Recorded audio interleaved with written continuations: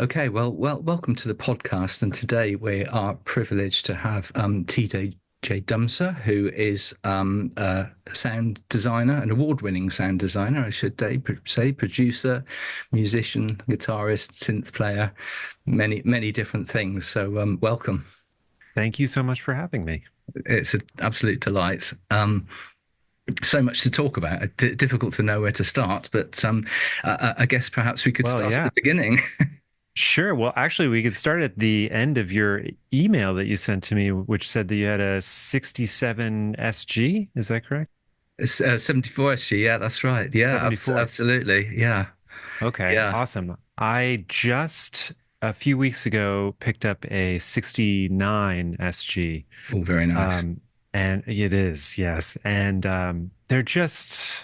they're rock and roll machines, really. They're just built for being loud and Uh, I love them so much. I had my first SG in 2000 and been dreaming of having an actual vintage one my entire playing life, and finally had the good fortune to get one. So, Oh, fantastic. yeah, This was one that I got from as a very young guy, and it was all I could afford at the time. And it's very beaten up, and is still very beaten up, but it's just with me now, so part of the family. yeah. Oh, absolutely. Yeah. Um, I mean, I think that the older they get, the more beat up they get, the more stories that they have, the better they sound. I think Yeah, is just absolutely. yeah. Um, but so I guess the beginning for me it was guitar. So that's kind Okay. of where I got started with all of this in a very I would say classic story. I was foraging around in my grandparents' attic, and I found a box of records, and I didn't even really know what they were, but they were fascinating to me, and they had these beautiful covers, and they were big, and they smelled weird, and um, the first one that I was really drawn to was Led Zeppelin 2. And I saw the cover of that, and I was just kind of mystified by how weird it was. Like there's a little bit of cheekiness to it, but also a seriousness and a mystery and a magic to it. I was really drawn into that. And right behind it was Zoso, Led Zeppelin 4. And so hearing Whole Lot of Love, hearing Black Dog, hearing Yeah. Stairway to Heaven, I was just hooked. And then pairing that with my favorite movie being Back to the Future and having Marty McFly do Johnny Be Good, I Okay. was just like, I have to do this. I was like, I have to be that. I have to do that. Um, and outside of the records in the attic was a 1964 Gretsch Clipper, which was my uncle's. And he graciously gifted it to me, and I had it in my possession. I still have it in my possession. It's hanging on my wall over here Wow. now. And it's an amazing piece of wood. It's an amazing piece of craftsmanship. It's from the original factory in Brooklyn, New York, handmade by human beings. It's just, you pick it up and it feels substantial. And, that's kind of where it all started for me, was just guitars and sounds and loud rock and all of that. Yeah, that's fantastic. So that God obviously sort of inspired you. I mean, did you know? You obviously knew at that point that that's what it was going to be. So, I mean, during sort of school studies and everything, was it all focused on actually playing, or but like, because I know you're sort of as much in the production and engineering side now as anything. So, I just wonder at what point that interest came in as well. Yeah. So that all happened probably. I mean, I found these records and the guitars when I was in elementary school, so I was Okay. young, but I never really took a lesson. I never really started playing until I was about 10 or 11. So there was a gap of me just kind of like having this guitar and holding this guitar and miming things with this guitar, but never knowing how to do anything with it. And then when I got old enough to kind of show enough true interest in it, enough for my parents to be convinced to pay for lessons that I wasn't going to walk away from. When that happened, it was just that became my sole focus. It was just music, music, music. How can I play more? How can I learn more? Sure. Overwhelmed by the amount of just the vastness that is music, which to this day still exists because of the internet and now archives and things that you can dig into, and how amazing it is to go onto YouTube and see an AC/DC concert from 1972 and be like, oh my gosh, this is just pure fun. Um, yeah, through schooling, when I was in a junior in high school, that's when I kind of decided I was going to do something with it. And so when all my friends were studying for the SATs, that we have here, and planning where they were going to college for the next 4 years, I had found a school in Florida that just offered an expedited program for recording arts. It was 12 months long. It Okay. was a degree program. It was 6 to 7 days a week, 16 hours a day of Wow. classes. It It's a was boot camp. intense. Yeah. Yeah, it was intense. It was a 24-hour clock. So we had classes at all hours of the day. Um, every month it would change. So some months I was getting up at 1 a.m. and going to class until 4 a.m. and then again at 9 a.m. to 1 p.m. and then taking a break. It was wild. But it afforded me the opportunity to get out into the working world as like a 21 year old. So I launched right into studios in Manhattan and just found it as a way to have income while I was doing music. And um, yeah, the rest is history, I guess, as they say. Wow. Because that's sort of notoriously difficult to get into, especially sort of straight out of education. So, did they help you sort of find work and find placements? Is that how it all worked? That's a great question. I mean, the biggest thing, I guess, like most universities, is that you hope that they have kind of connections in the real world that Mm, help you do things. And I think the connections that this school had was just kind of, it was still early days internet, but they had a big kind of amalgamated list of studios as resources. So I took that list, I printed it out, and I just marched around Manhattan with my resume, which was basically nothing at that time, that said I was a camp counselor at one point and that I had an interest in music. And I took it around to a bunch of different studios until I found one that said they needed help. And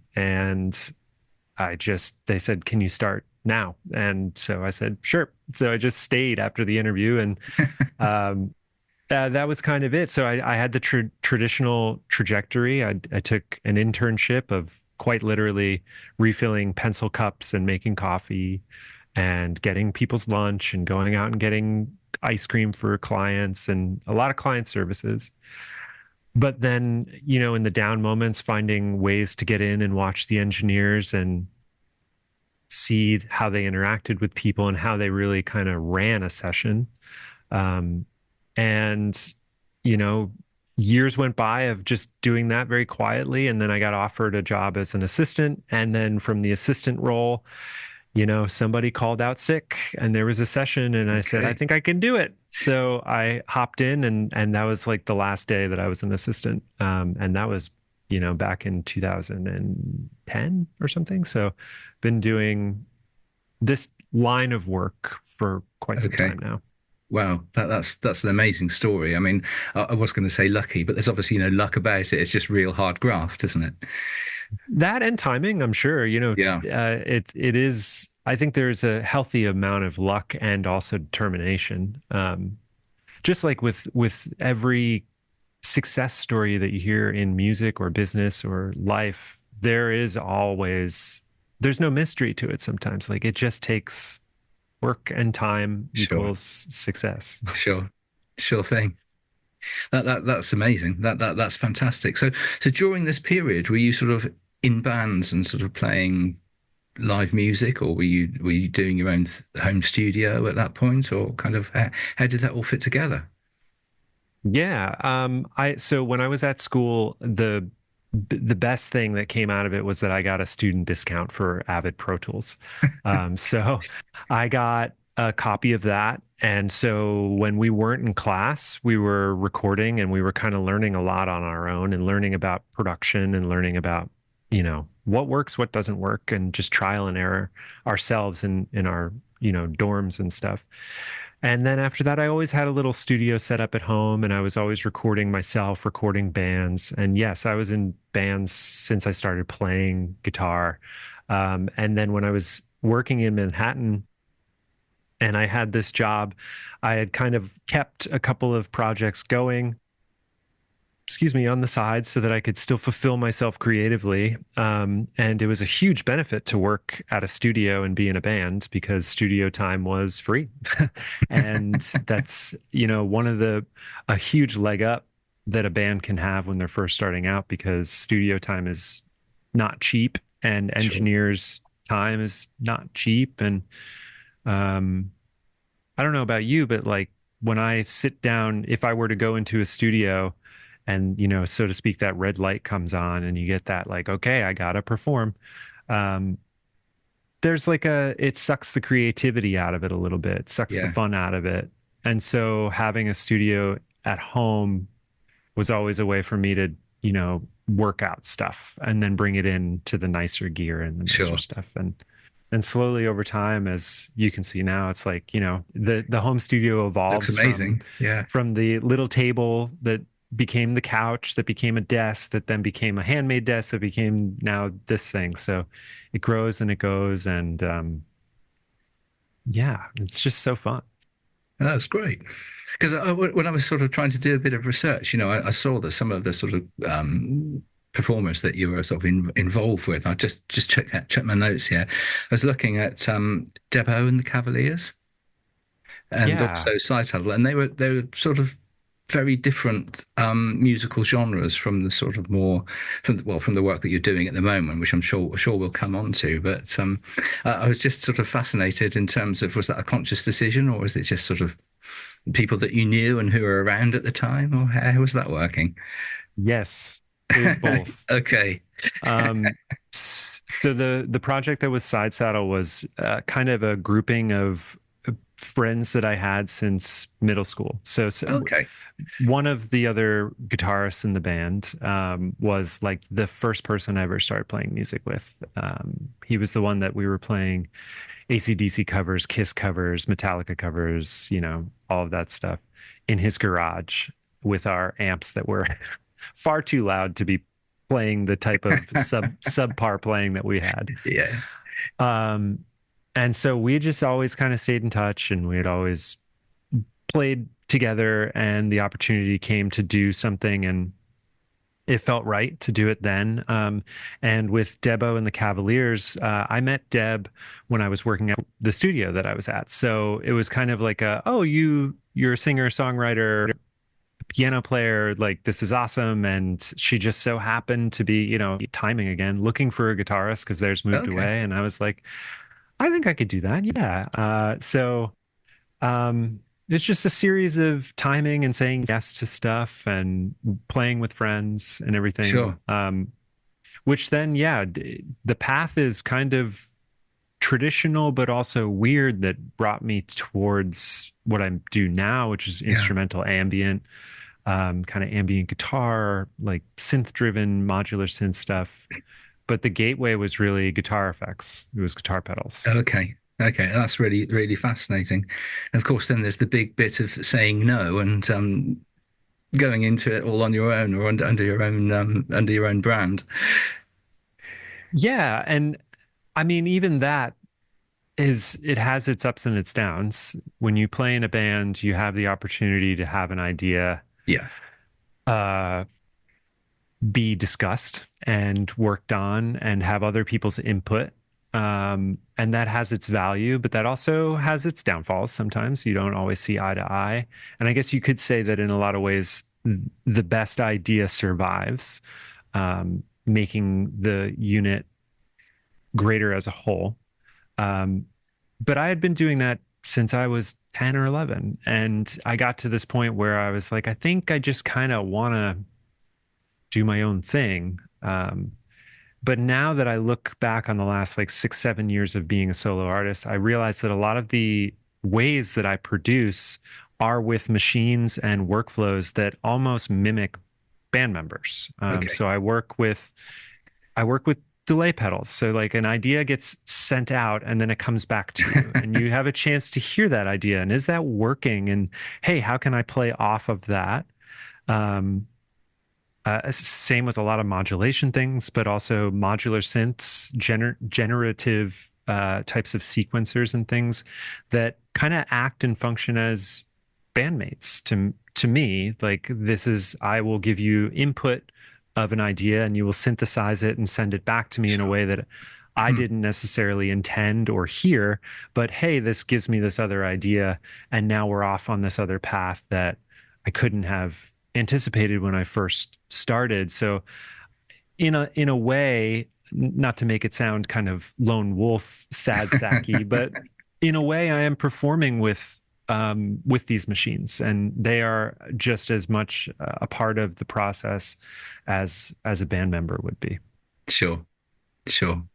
No, I was I was looking at some of your videos last night, actually, sort of some of the more recent ones, and very enviously looking at the amount of pedals in the car. I think you've got more than I have, actually. So in Uh, the shop. it's a bit of a problem. I mean, it can get away from you for sure. And I think that even now, I haven't like purchased new pedals in a long well, I'll say a while. So like a Okay. year or so. Okay. There was a period of It's too time long. where yeah, there was a period of time where it was kind of like all new and fresh to me and I was like having my mind blown every day that I was finding something new. Um, and then that can be a bit of a trap where like you're kind of researching and acquiring more than you're actually producing Yeah. and Yeah. outputting. So I kind of got that in check and then started learning really just like the instrument, the pedals that I have. And one of the artists I really looked up to that it uses a lot of effects is Nels Cline from Wilco and uh, Nels Cline 4 and all of that stuff. And I saw a video of him talking about, you know, noise being part of his sound. And the way that he treated his pedals and effects was almost like this big organism.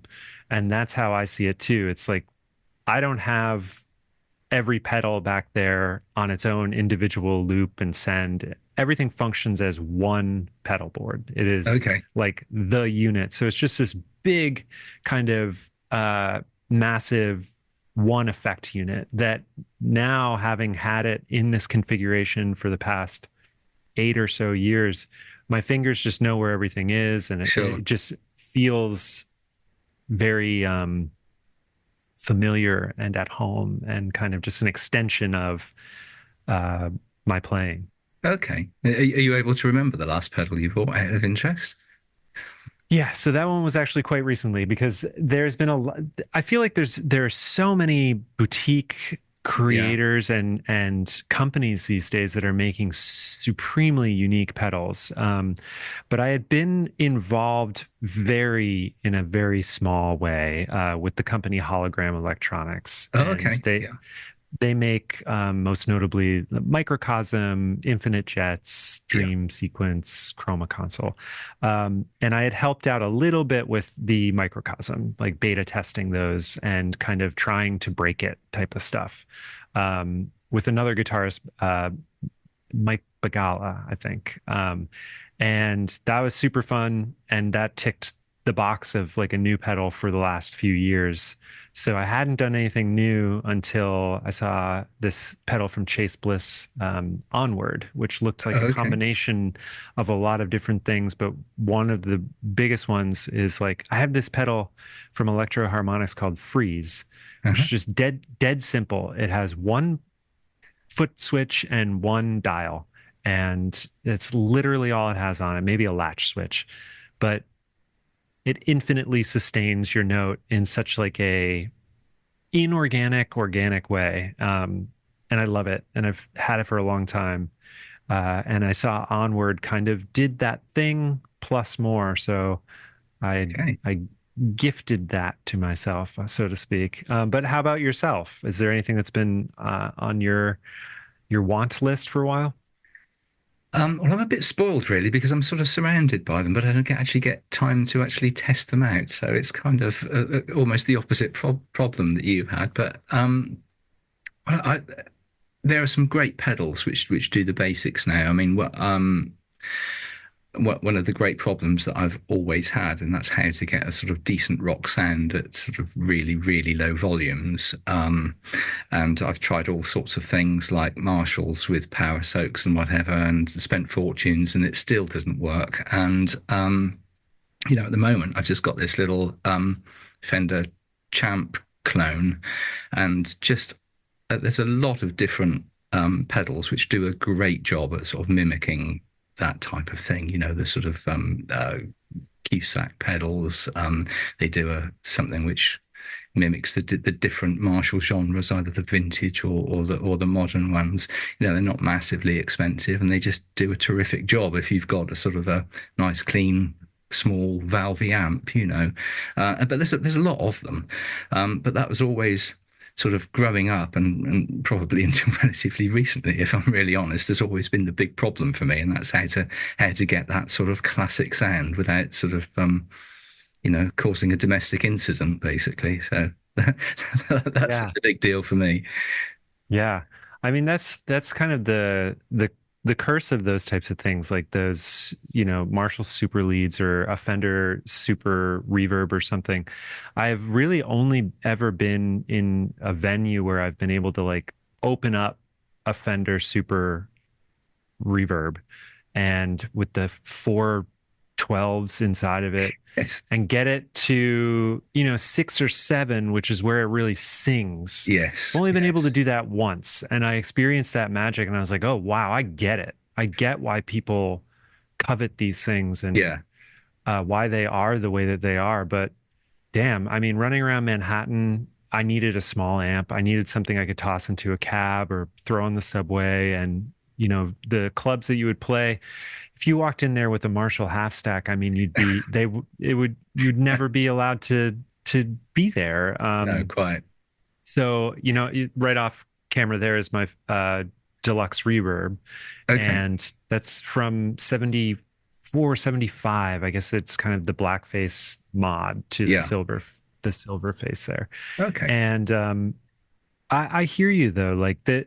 It's funny, like you buy and sell and trade pedals and gear, and you can spend hours online just kind of getting endlessly lost in this thing sure, that does this and does this. And but there is such a simplicity and a simple joy in just plugging in a guitar straight to an amp, and a good sounding amp, or just one you're familiar with. Even there's a magic in that simplicity. So even though these days I'm surrounded by a lot of gear, when I'm just kind of mentally turning off and playing to have fun, it's just a guitar straight in, and sure. that's it, and that's just so unbeatable. So when you record, do you go sort of straight into the desk, or do you actually mic up your Fender?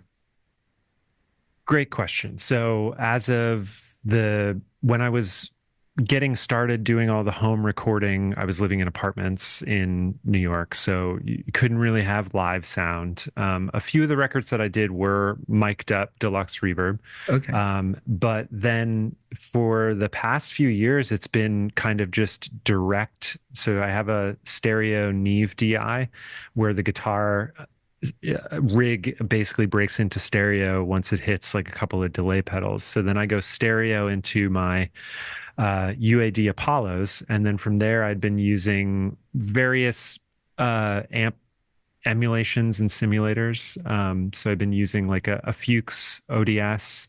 Um, and then what else have I been using? Just recently found this company called Nembrini that does virtual guitar amps and cabs, but they allow you to load in third-party impulse responses. And okay, that for me was like a whole new game of being like, oh wow, maybe I don't need a cab in my room, because the impulse responses I got are from a company called Solo Dallas, and they mic'd up with vintage mics and nice gear and nice compressors and a great desk. And if you throw those impulse responses into the Nembrini stuff, I'm just kind of like, oh wow, okay, this this does the trick. Plus it's easy recall. Like Sure. if you put it on your laptop or you do play live, you can kind of get your sound anywhere. Sound engineers and everything live, you're all kind of at the mercy of how well they can mic you and how Yeah. it can Yeah. sound. But then also just for ease, I go a lot direct just so I can kind of, if I ever want to reamp something or feed the clean signal through something else, it's there, and that's kind of helpful. I don't think I've ever done it, but it's just Okay. nice to have the option, and it's so much quicker, I think, than kind of setting it up. So I've gotten spoiled in that regard, and certainly need to like dust off the muscle of actually like the art of miking a guitar amp.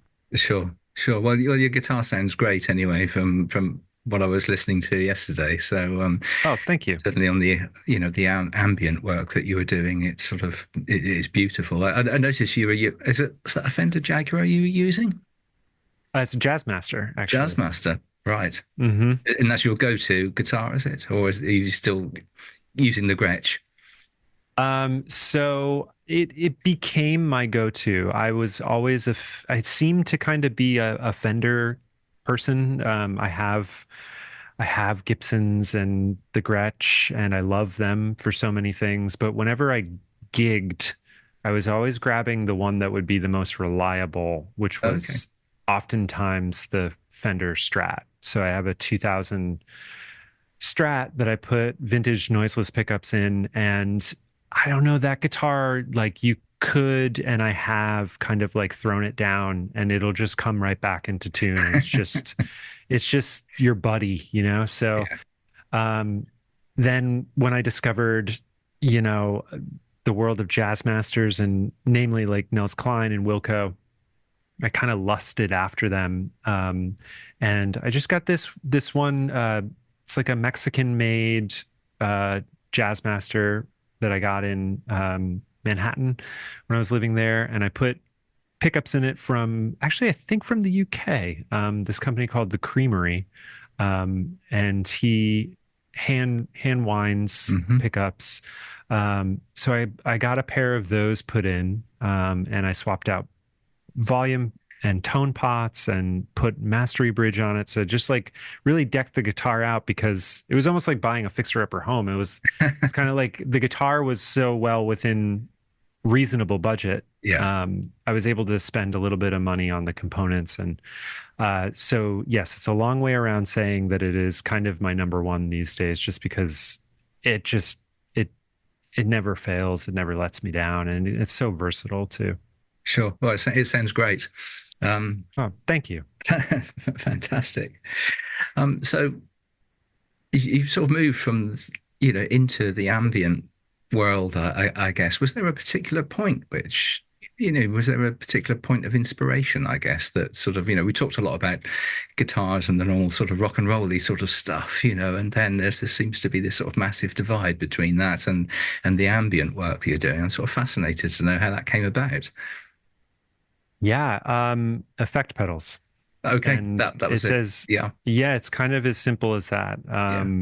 I had a very classic college experience in that, like, I discovered the world of Pink Floyd and Fish and Grateful Dead, and, large in part fueled by smoking marijuana with your friends.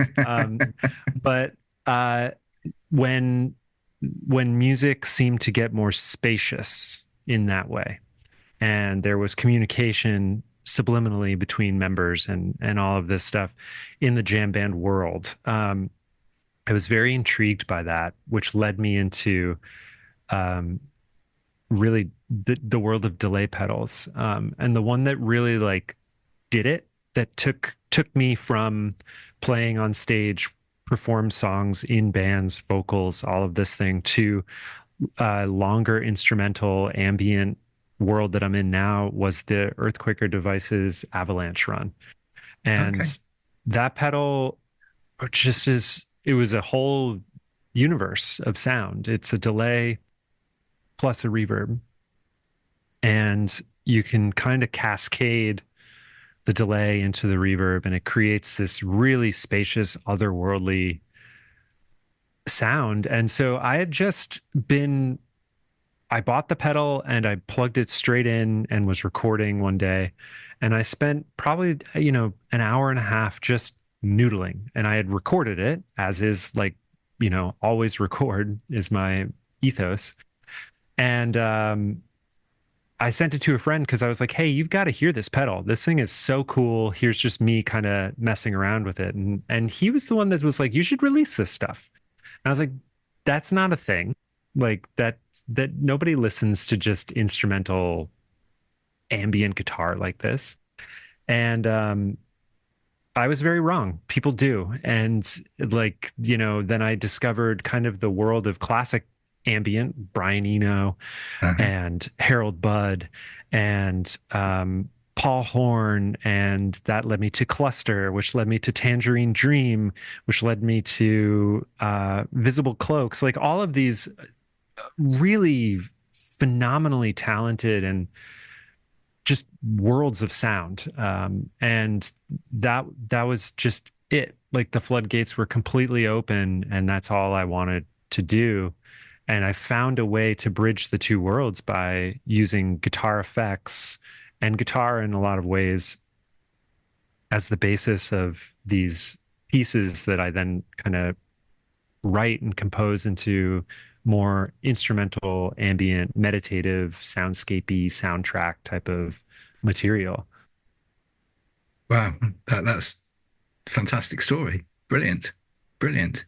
So, I guess if you're able to tell me, what does the future hold? Is there any projects in the pipeline, or directions that you're thinking of moving into? Yeah. Yes, there are. I last year I signed a record deal with a Canadian music label called Network Music Group. And so they signed my project Six Missing On, and we've released a few releases under them. And we have quite a few coming that I'm excited about. So we have some singles for the new record starting in October. Fantastic. Um, then we have one planned for New Year's Day, as been my tradition over the last like 3, 4 New Year's. Is I've done just dropped a single that's meant for kind of um, intention setting versus resolutions on the New Year's Day. Okay. Because I personally feel like resolutions are, you can negotiate with yourself a little bit out of it. But if you set an intention to do something, I think there's a different weight to it. And so my whole thinking was kind of like provide a little soundtrack for someone to sit and listen on New Year's Day and kind of just think a little bit, reflect back on your past year, look ahead on your year coming up, and set some intentions. So we have that coming up for 2025.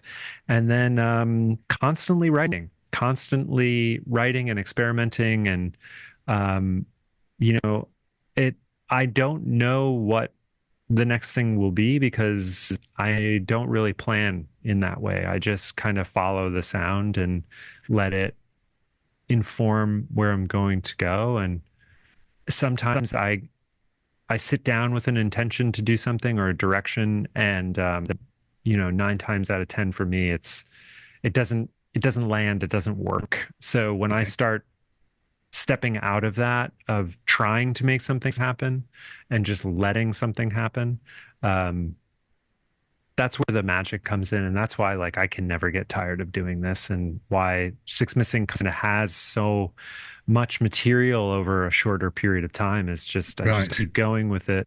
But my hope would be that I could kind of bring back in the guitar in a way that introduces it kind of in a way that brought me into this ambient space. So kind of coming a little more like full circle Sure. with it if I can. That's the hope.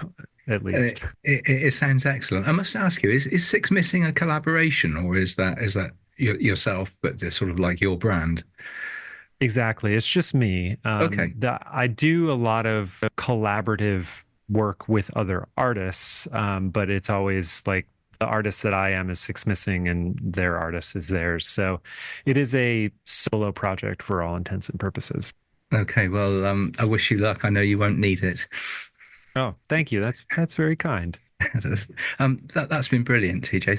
Thank you so much for doing this. I mean, I could, endlessly sit and chat about music and gear and process and all of that. So this was just a blast to do it. And thank you so much for having me on. It No, was it's great. lovely, lovely meeting you. And it was great chatting with Hannah as well. So thank you.